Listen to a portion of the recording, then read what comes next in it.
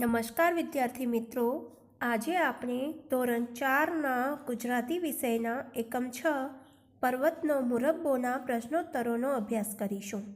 સૌપ્રથમ આપણે ગદ્ય વિભાગના વિકલ્પોનો અભ્યાસ કરીશું, જે આ મુજબ છે.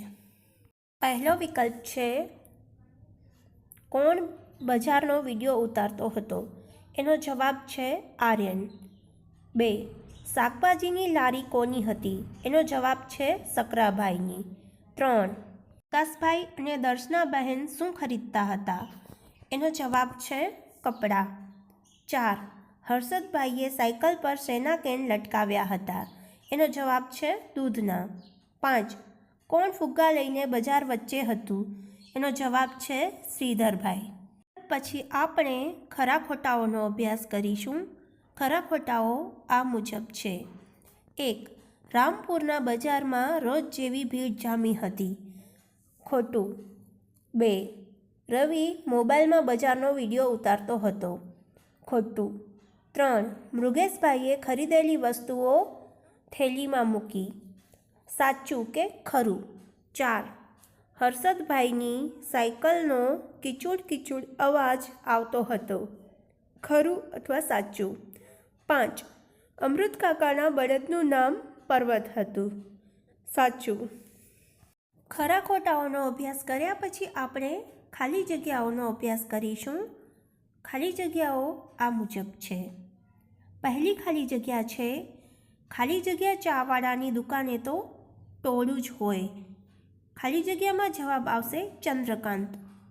બીજી ખાલી જગ્યા છે કાકાના હાથમાંથી ખાલી જગ્યા છોડાવી બળદ દોડ્યો. ખાલી જગ્યામાં જવાબ આવશે દોરડું. ત્રીજી ખાલી જગ્યા છે ખાલી જગ્યા બજારમાં રોજ જેવી ભીડ હતી. ખાલી જગ્યામાં જવાબ આવશે પૃથ્વીપુરના.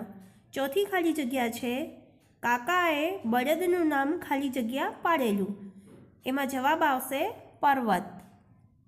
જગ્યાઓનો અભ્યાસ કર્યા પછી આપણે એક વાક્યમાં ઉત્તર લખો એ પ્રકારના પ્રશ્નોનો અભ્યાસ કરીશું.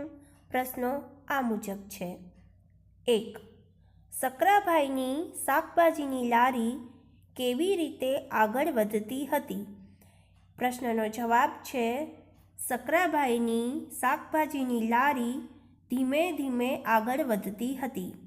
બીજો પ્રશ્ન છે કયા કયા શાકભાજી લારી પર હતા? એનો જવાબ છે શાકભાજીની લારી પર બટાકા, રીંગણ, કોબીજ, ફુલેવર, કોળું, દૂધી વગેરે શાકભાજી હતા. જે સામાન્ય શાકભાજીવાળાની લારી પર હોય એ જ પ્રકારના શાકભાજી અહીં પણ લારી પર હતા, પરંતુ આપણે કયા હતા એ શાકભાજી લખવાના, જે ન હોય તે લખવાના નથી. 3. મૃગેશભાઈએ શું શું ખરીદ્યું હતું?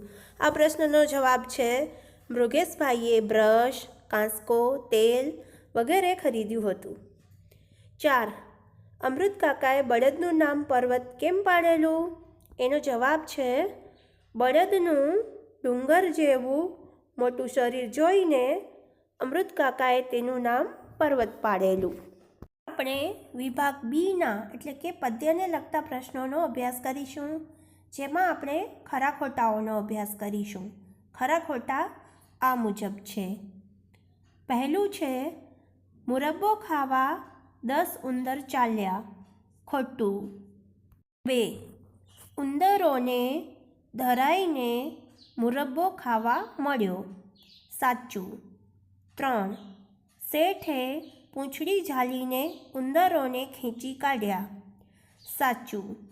4. મુરબ્બો ખાવા ઉંદરો ઊંધે માથે બરણીમાં પડ્યા. સાચું. ખરા ખોટાઓનો અભ્યાસ કર્યા પછી આપણે ખાલી જગ્યાઓનો અભ્યાસ કરીશું. ખાલી જગ્યાઓ આ મુજબ છે.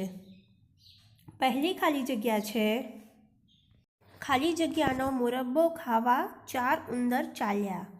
ખાલી જગ્યામાં જવાબ આવશે બરણી. બીજી ખાલી જગ્યા છે બચ્ચા માટે થોડો ખાલી જગ્યા ઘેર લઈ જવાનું ઉંદરોએ વિચાર્યું. ખાલી જગ્યામાં જવાબ આવશે મુરબ્બો.